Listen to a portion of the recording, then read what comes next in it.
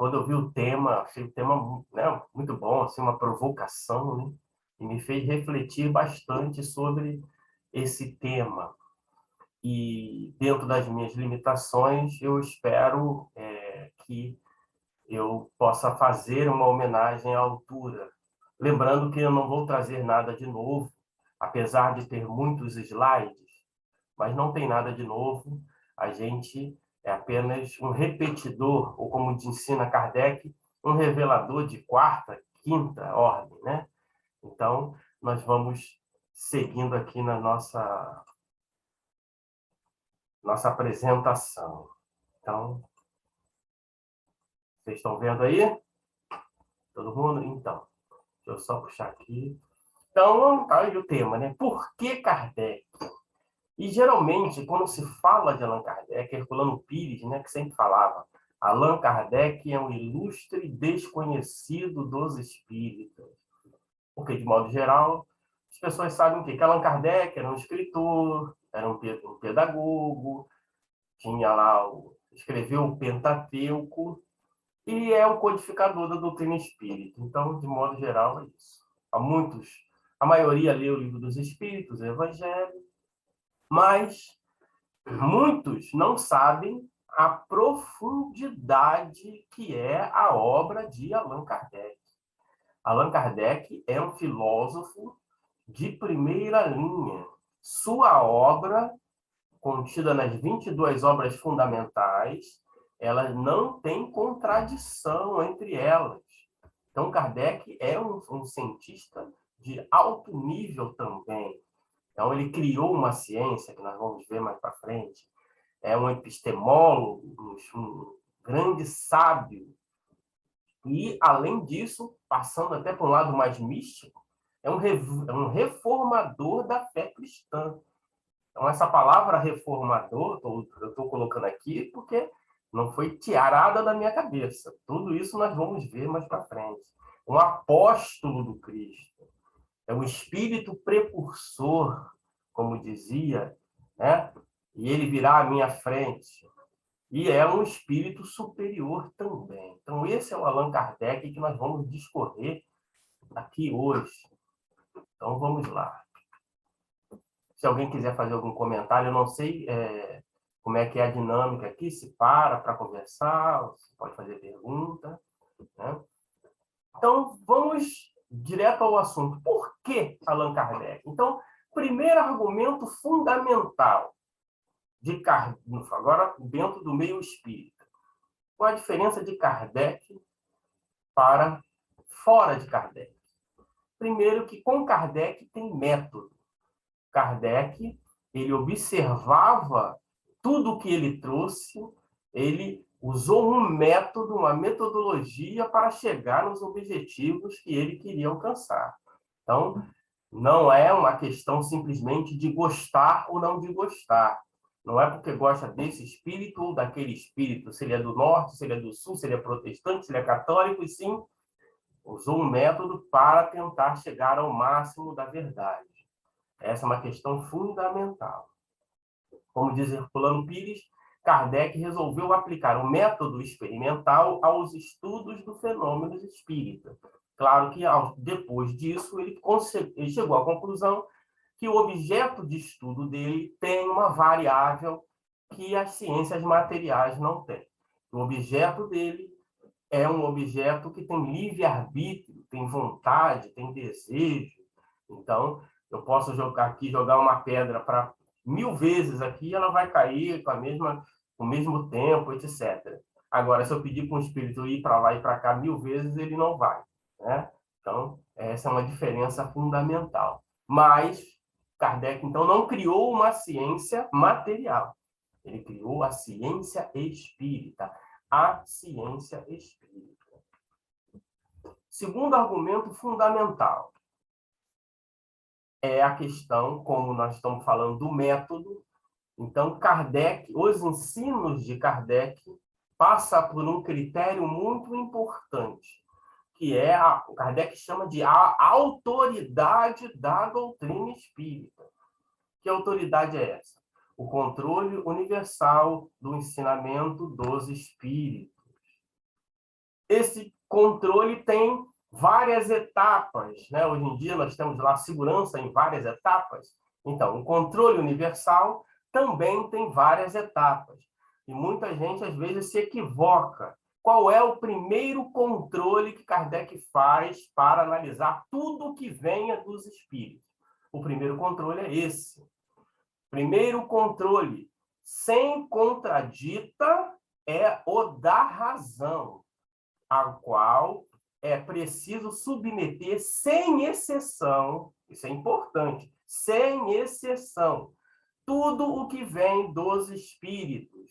Toda teoria em contradição manifesta com bom senso, com uma lógica rigorosa e com os dados positivos que se possui, por respeitável que seja o nome assinado, não deve ser aceita ou deve ser rejeitado. Então, esse é o primeiro critério de Kardec. Se chocou a razão, a lógica, e uma lógica rigorosa, e Kardec era um lógico mesmo, no sentido, vamos dizer assim, acadêmico da palavra, então, não podia ter contradições nem interna nem externa, não podia chocar a razão. Então, esse é o primeiro critério. Então, não adianta nem passar para o outro. Se não passou pelo critério da razão, já abandona aí mesmo, né? Segundo controle, que é o mais conhecido, que é a concordância dos espíritos.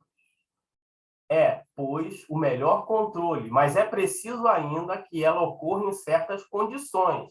E aí, as condições são o quê? Médiuns desconhecidos entre si, etc, etc. Então, esse é um outro critério, uma outra etapa que a gente usa para aceitar alguma informação como doutrina espírita, ok? O terceiro critério, que é o mais fraco, que é o da aceitação geral. Esse critério, apesar de ser fraco, não é menos mal, mas só esse critério transformaria, né? Todo mundo tem suas ideias, seus gostos, então as modas, né?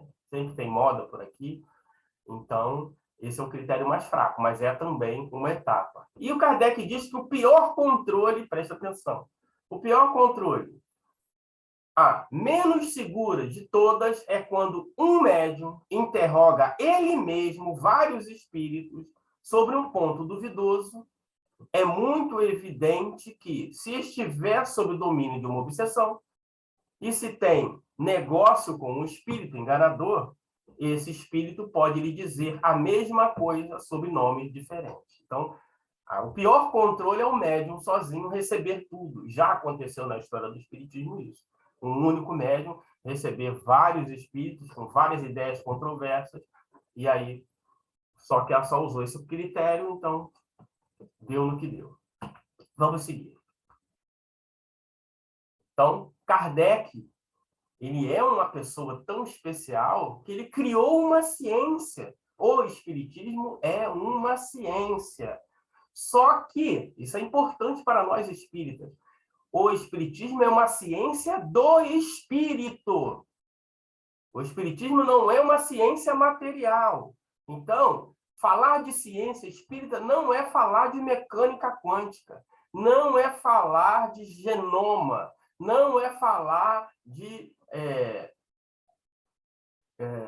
astronomia, etc. Não, a ciência espírita, nós vamos ver mais para frente, tem o seu objeto de estudo bem específico, ok? Ah, mas eu quero... O espiritismo é ciência, vamos falar aqui da célula-tronco. Ah, você pode falar de célula-tronco, mas o objeto de estudo do espiritismo é outro.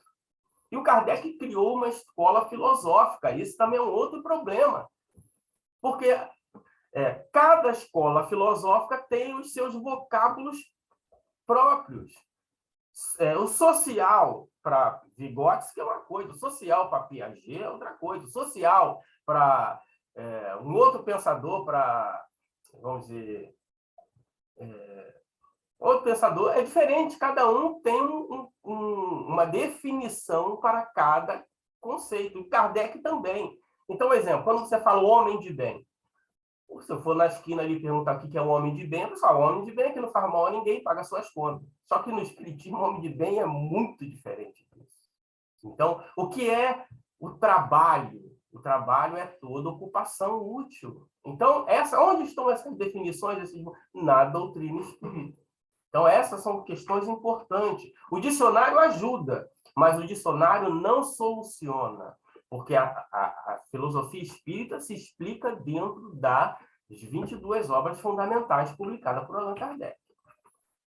Aí, olha o que o Kardec diz. O espiritismo é, ao mesmo tempo, uma ciência de observação e uma doutrina filosófica. Como ciência, olha lá, ele vai explicar agora qual é o objeto de estudo da ciência espírita.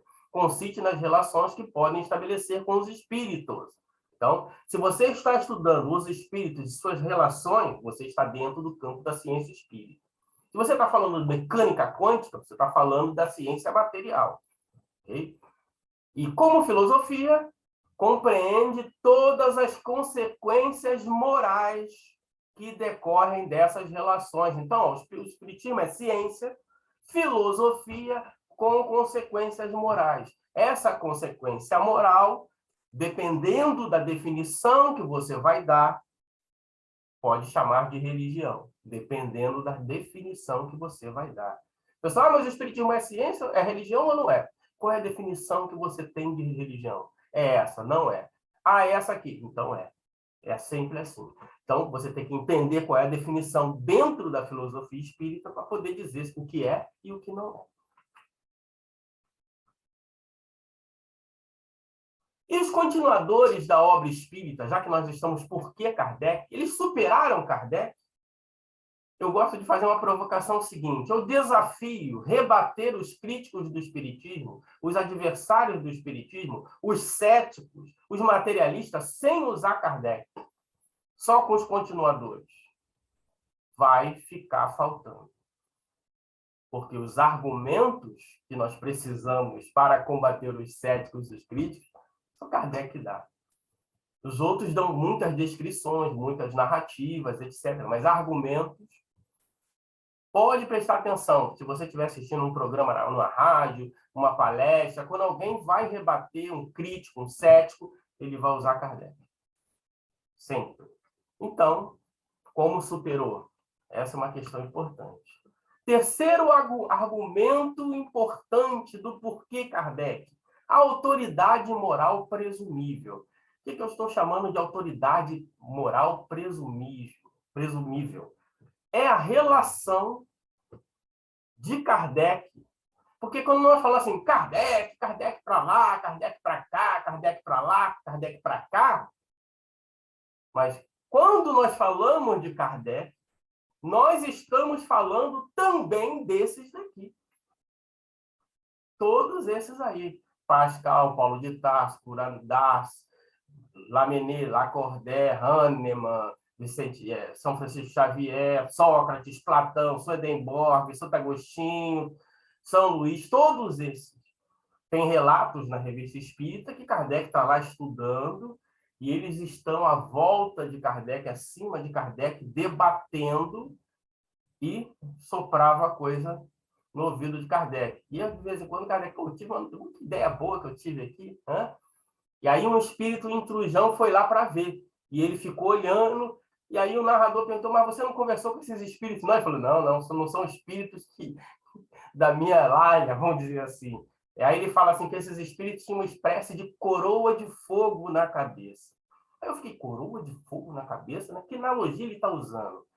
Aí eu lembrei de Paulo de Tarso, né? Que Paulo de Tarso diz assim, quando tiver fome, dá de comer. Quando tiver sede, dá de beber, porque fazendo isso, amontoarás brasas sobre vossas cabeças. Esses espíritos não tinham brasas sobre as cabeças, eles tinham... Porque são espíritos são os guias da humanidade. Então, Kardec se relacionava com esses espíritos, nós vamos ver como ele se relacionava, que é um outro nível, como diria o grande... Como é que é? Bruno Henrique é outro patamar. Quarto argumento. a aplicação da criticidade a toda a produção mediúnica ou não mediúnica. Esse é um argumento. Hoje em dia, todo mundo acha que recebeu a mensagem, não sei o que, o amor, caridade, quer publicar. Kardec tem um artigo na Revista Espírita que ele fala assim, de mais de 3.000 mensagens que eu recebia, 300 de uma moralidade irrepreensível, mas publicavam mesmo só 100. Então, de 3.000, ele publicaria 100.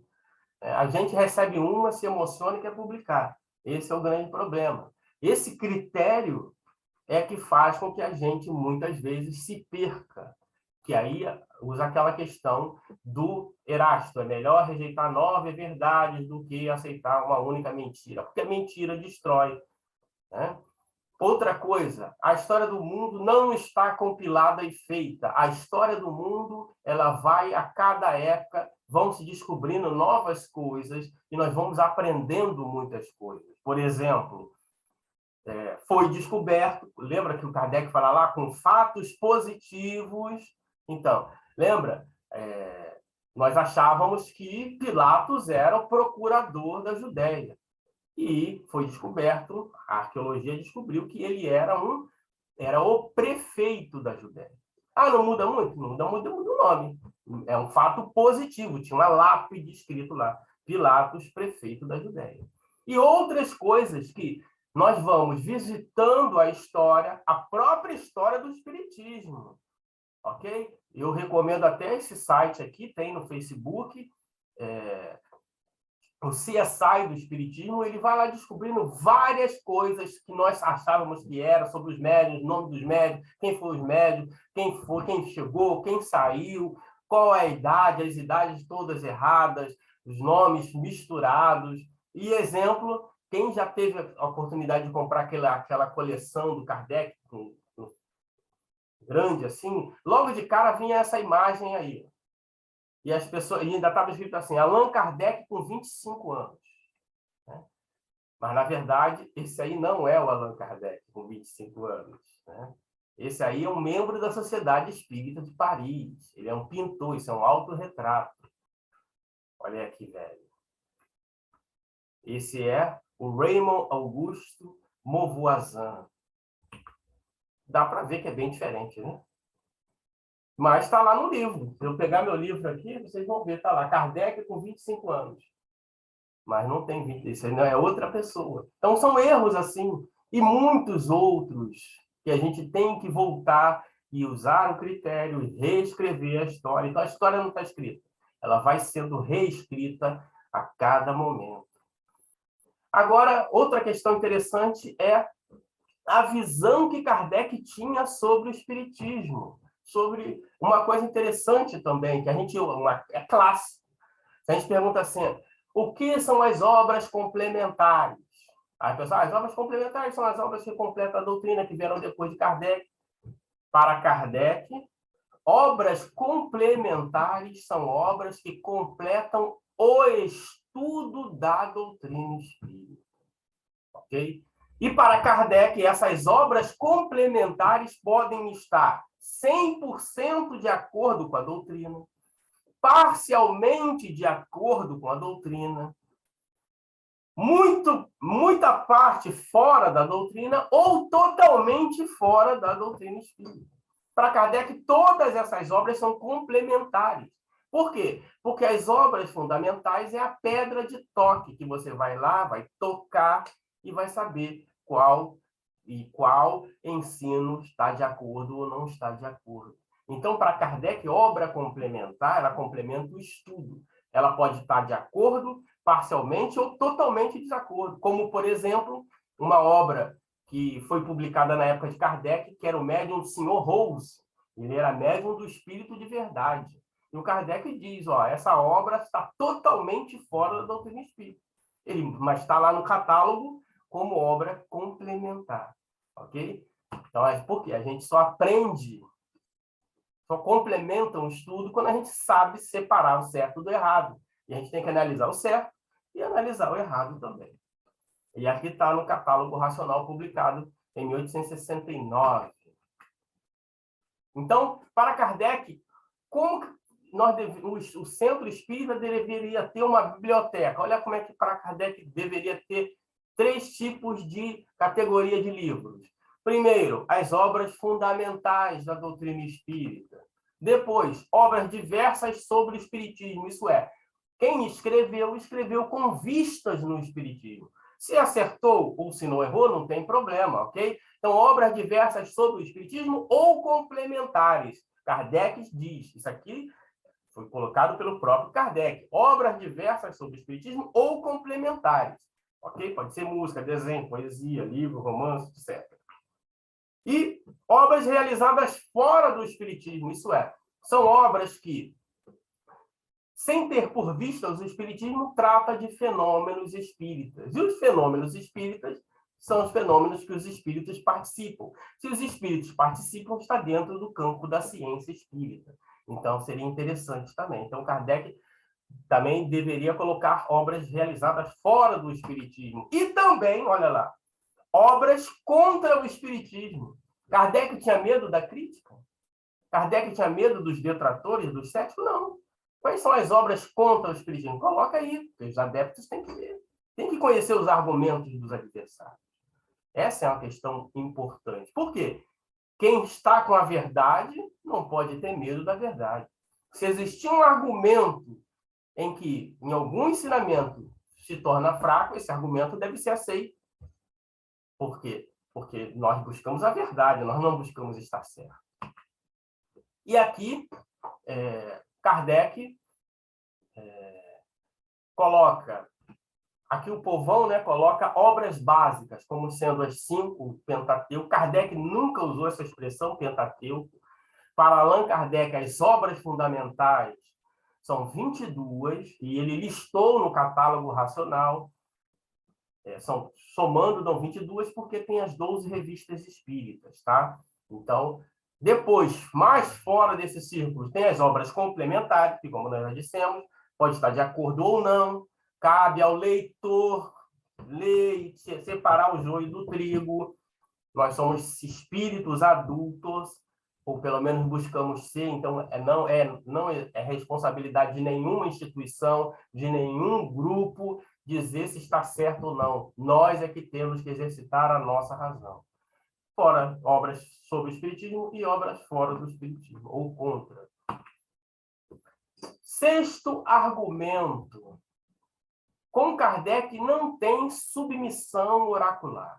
Não importa o médium, a bondade do médium, o valor do médium, toda obra deve ser analisada com maior critério. E os espíritos ainda nos ensinam o seguinte, que quanto mais venerando é o nome, mais crítica e mais profunda deve ser a nossa análise. Então, a gente geralmente faz o contrário. Recebe uma mensagem, vai pelo nome primeiro, para depois ficar torcendo para a mensagem estar certa. Não. Vamos analisar a mensagem, vamos ver o conteúdo da mensagem, depois ver qual foi o médium, e depois quem foi o espírito, e depois o médium. Também são 3 etapas importantes, mas o primeiro é o conteúdo, não é o médium. O médium, ele é o mensageiro.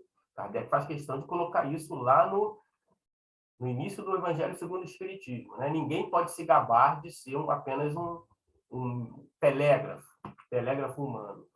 E, para corroborar com essa questão da submissão oracular, que é uma tendência nossa, não é à toa que o Espírito fala sobre isso. Quem não conhece, esse aí é o Espírito Channing, né? Que eu achava que ele era chinês. Na primeira vez que eu lia Channing, né? Pensava que era chinês, mas na verdade ele é um pastor protestante da seita dos unitaristas dos Estados Unidos, morto em 1860. Olha que o Kardec fala, homem de bem, superior em todos os aspectos. Sua filosofia moral é do mais puro espiritismo. Olha que o Kardec fala desse espírito, hein? Ele é o criador da famosa escola dominical. Não sei se alguém já ouviu falar da escola dominical. Ele que é o criador. Se você for lá nos Estados Unidos, tem várias estátuas sobre ele. Ele era um pastor, já falava da vida futura encarnado nas suas pregações. Então, a gente vê o nível dele. Vamos ver o que ele fala sobre o ensino dos espíritos. Olha lá. O saber dos espíritos.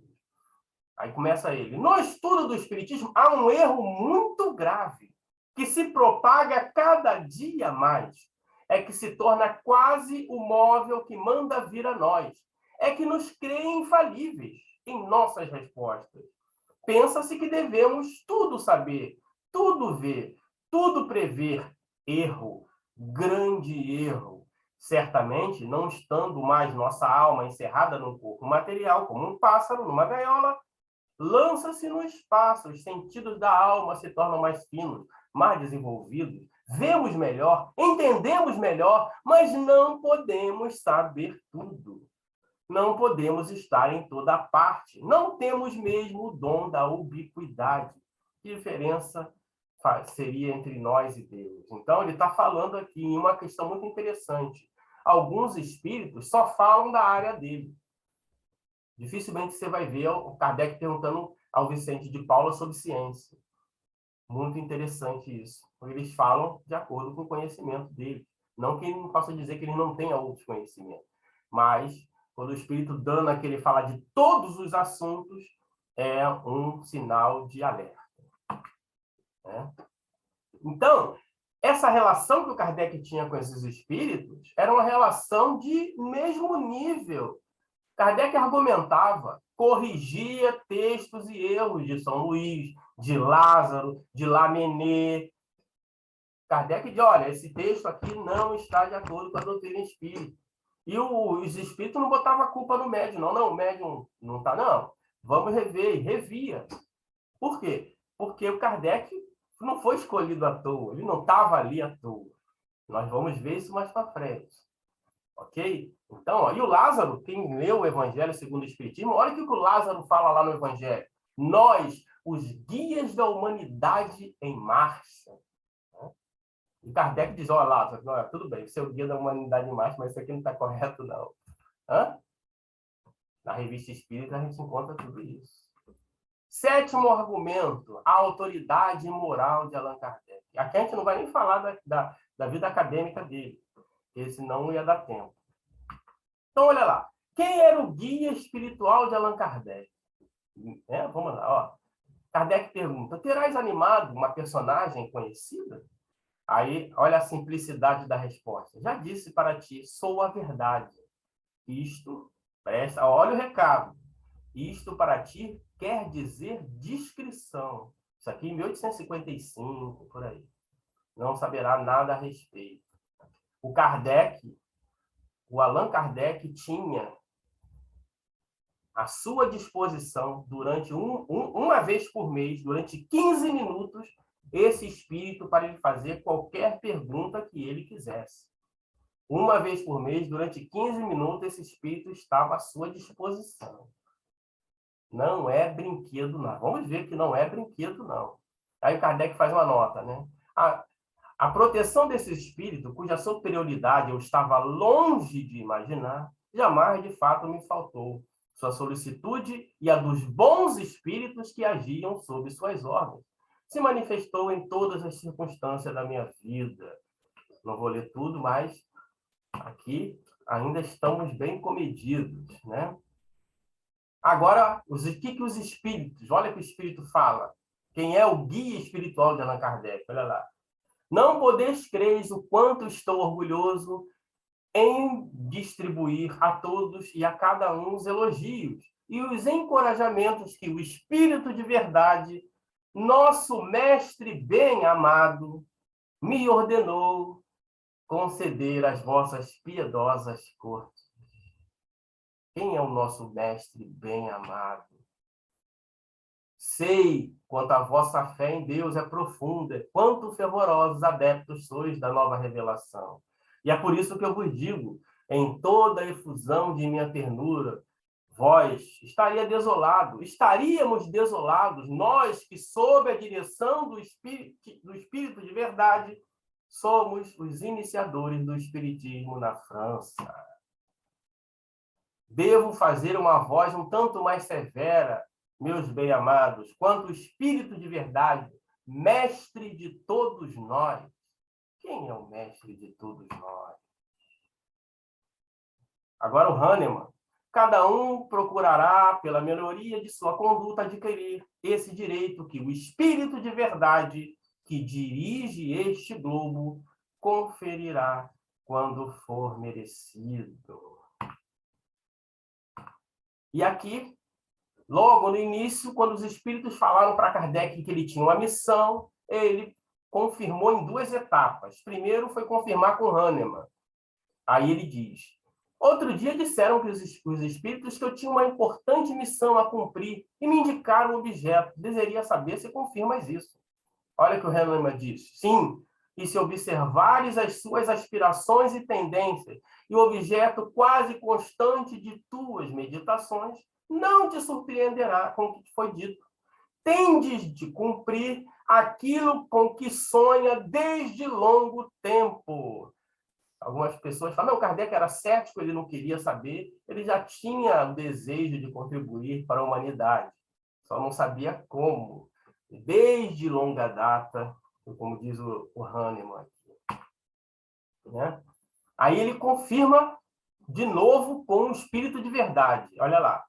Que causas poderiam determinar eu falhar na minha missão? Seriam as insuficiências das minhas capacidades? Olha o que ele diz. Por isso que estava lá no início. Ó. Não, mas a missão dos reformadores é prenhe de escolhas e perigos. Então, o Espírito de Verdade está dizendo, você é um reformador. Não é uma citação à toa. Essa citação faz sentido na história da humanidade. E aí o Espírito de Verdade diz o que precisa para a missão. Olha lá. Para tais missão, não basta a inteligência. Faz-se necessário, primeiramente, para agradar a Deus, ser humilde, modéstia, desinteresse, visto que ele abate os orgulhosos e os presunçosos. Para lutar contra os homens, são indispensável coragem, perseverança e inabalável firmeza. Também são de necessidade prudência e tato, a fim de conduzir as coisas de modo bem conveniente e não lhes comprometer o êxito com palavras ou medidas intempestivas. Exige-se, por fim, devotamento, abnegação e disposição a todos os sacrifícios. Vês, assim, que a tua missão está subordinada a condições que só dependem de ti. Fiquei todo arrepiado aqui. Isso é, tudo aquilo você tem, meu garoto. Vai, já está na cara do gol, agora é só comemorar. Percebe? É muito sério. Agora vamos à opinião dos espíritos sobre Kardec. Como é que os espíritos tratavam Kardec? Será que os espíritos tratavam Kardec como qualquer um? Vamos ver. Olha lá, olha os espíritos. Ao te escolherem, os espíritos conheciam a solidez das tuas convicções e sabia que a tua fé, qual muro de aço, resistiria a todos os ataques. A sua fé é qual muro de aço. Jesus pediu para a gente ter fé igual um muro de aço? Jesus pediu para a gente ter uma fé do tamanho de um grão de mostarda. E ele tem uma fé do muro de aço. Por quê? Porque foi provada em milênios e milênios e milênios. Olha como é que os espíritos tratam Kardec. Sim, caro mestre. Os espíritos, eles desencarnados, chamam Kardec encarnado de mestre. Prepara-te a grande batalha, o fanatismo, a ignorância exacerbada, com bom uso da tua propaganda, vão atacar-te e aos teus com armas envenenadas. Prepara-te para a luta. Tenho, porém, fé em ti, como tu tens fé em nós, e sei que tua fé é das que transportam montanhas e fazem caminhar sobre as águas. Coragem, pois, e conta, e que a tua obra se complete. Conta conosco, mas conta, sobretudo, com a grande alma do mestre de todos nós, que te protege de modo muito particular. Era uma ligação, eles estavam numa ligação, é uma ligação que se estabelece em milênios. Eles se conhecem de muitos e muitos milênios. A nossa ação, principalmente a do Espírito de verdade, é constante ao teu derredor, e tal que não podes negar. Não, ele está tão presente e ligado a você que você não pode nem dizer que não sente. E você sabe quem ele é. Olha que o Espírito, outro Espírito aqui fala: a Deus, caro companheiro de outrora, discípulo fiel da verdade. Ele estava numa provaçãozinha, botaram ele ali para ver se ele... Não, discípulo fiel da verdade. Se o Espírito fala para mim, discípulo fiel da verdade, ele me estraga por umas 4 encarnações. Tá pensando que está falando com quem, rapaz? Está falando com o discípulo fiel da verdade. Continua através da vida a obra que outrora, diante do Espírito que te ama e a quem venero.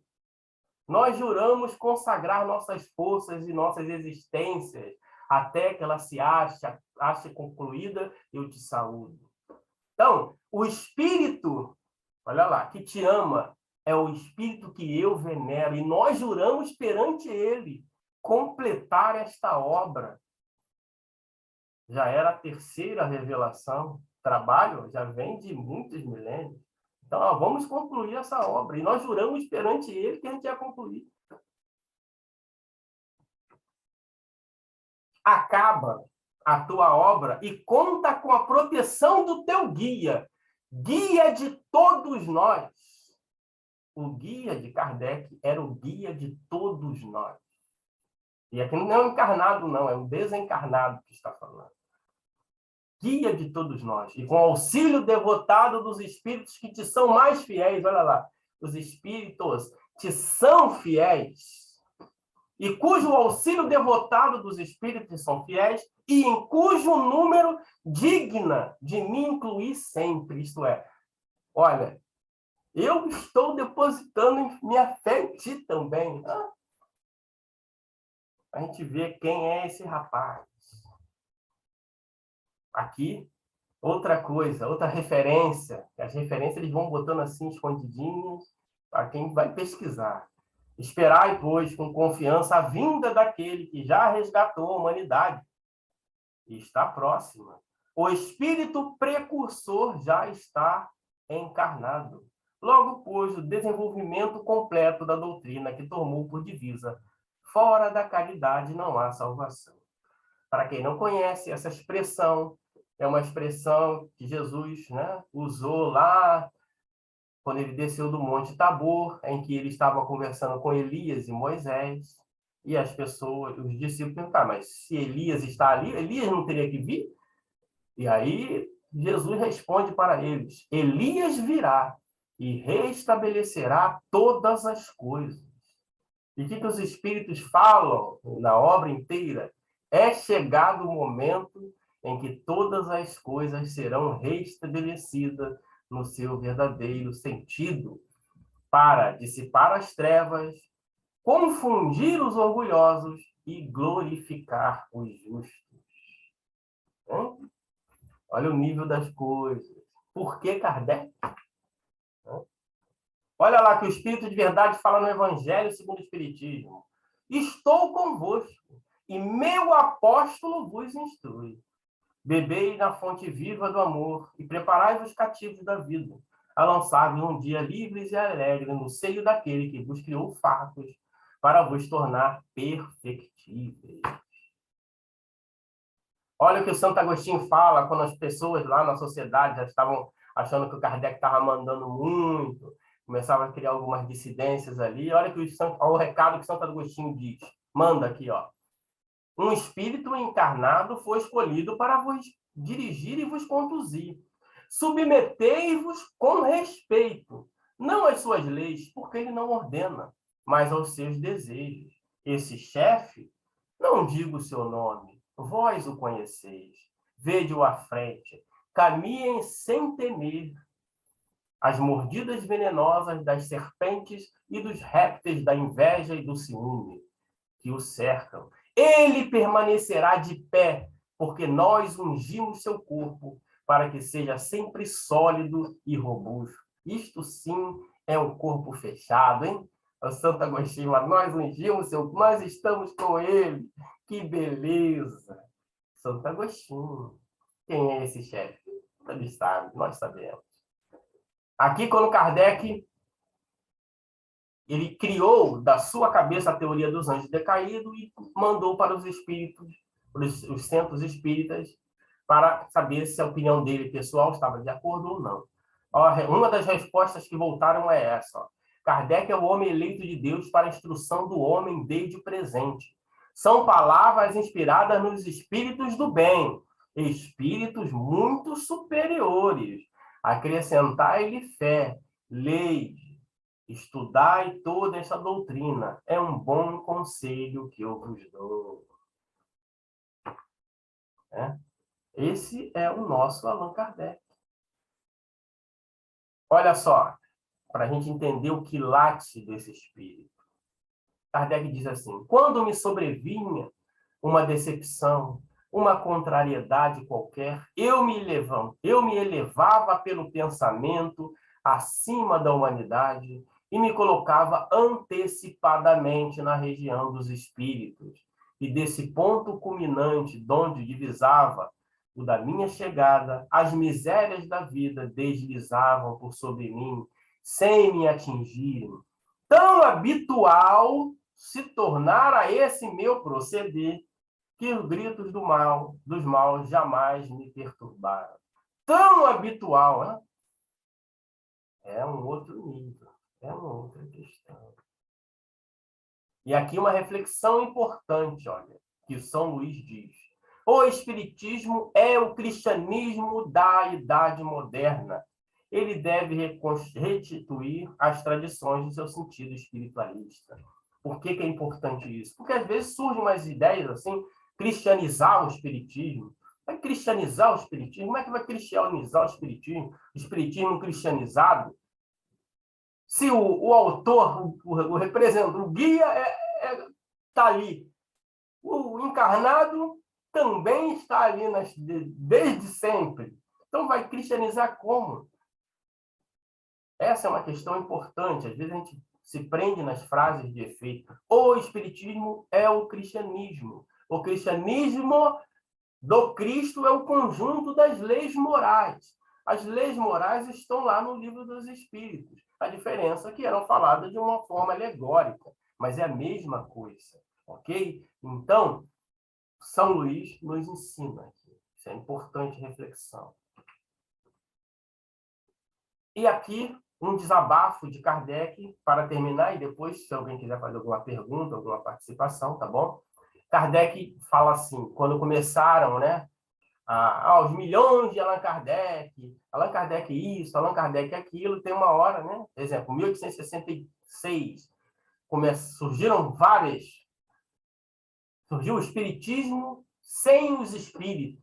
Tinha um grupo de espíritos que queria o Espiritismo sem os espíritos. Depois, no mesmo ano, surgiu o Espiritismo sem a prece.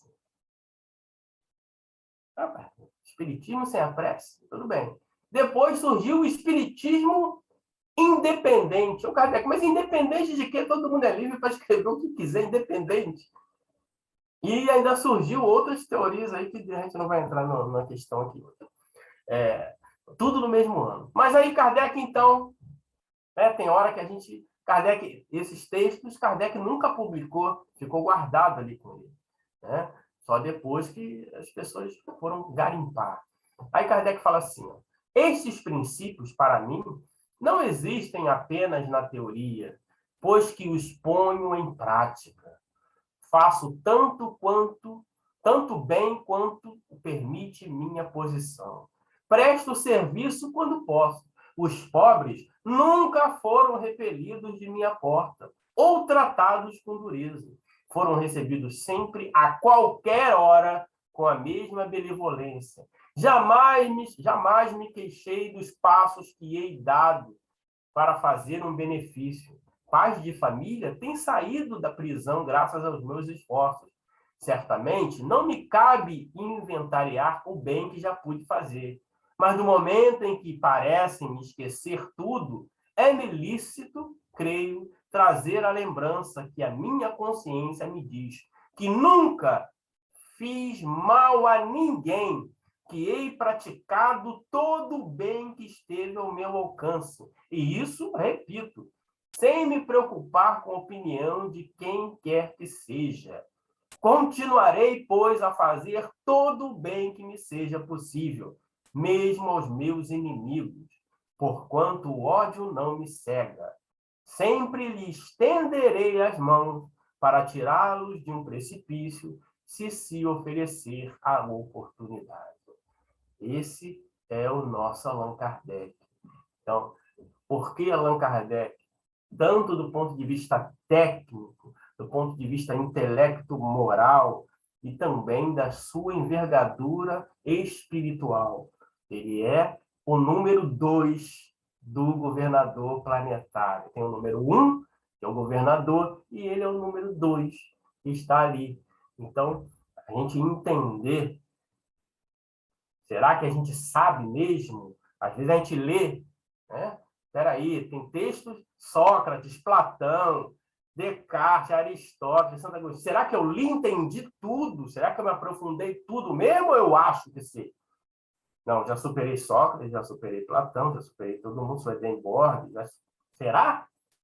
Cuidado. Então a gente tem que ler, reler, tomar cuidado, ter a humildade, porque é uma filosofia muito profunda, apesar de que na superfície já tem belezas para aqueles que alcançam a superfície, mas não acha que só na superfície tem belezas, não.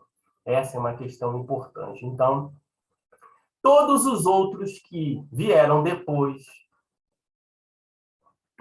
sua produção de grande valor, são grandes heróis da história do Espiritismo, mas muitas de suas obras não resistem a uma crítica. E aí, de modo geral, as pessoas, em vez de analisar a crítica, elas acham que o portador da crítica é um espírito maligno. Mas aí é uma outra questão natural também da história da lei de sociedade. Então, que nós possamos entender e valorizar esse espírito que foi preparado, que foi profetizado que ele viria para restabelecer. Depois de 2000 anos, ele esteve aqui entre nós. O Cristo, o próprio Cristo, como diz Chateaubriand lá no Livro dos Médiuns, o próprio Cristo preside os trabalhos que estão em ordem na regeneração da humanidade. O próprio Cristo estava ali comandando. Será que você já leu tudo do Cristo e entendeu? Será? Então, é uma questão importante. Então, gostaria de deixar aí agora um tempinho, né? Não sei quanto tempo, para quem quiser fazer uma colocação, uma pergunta.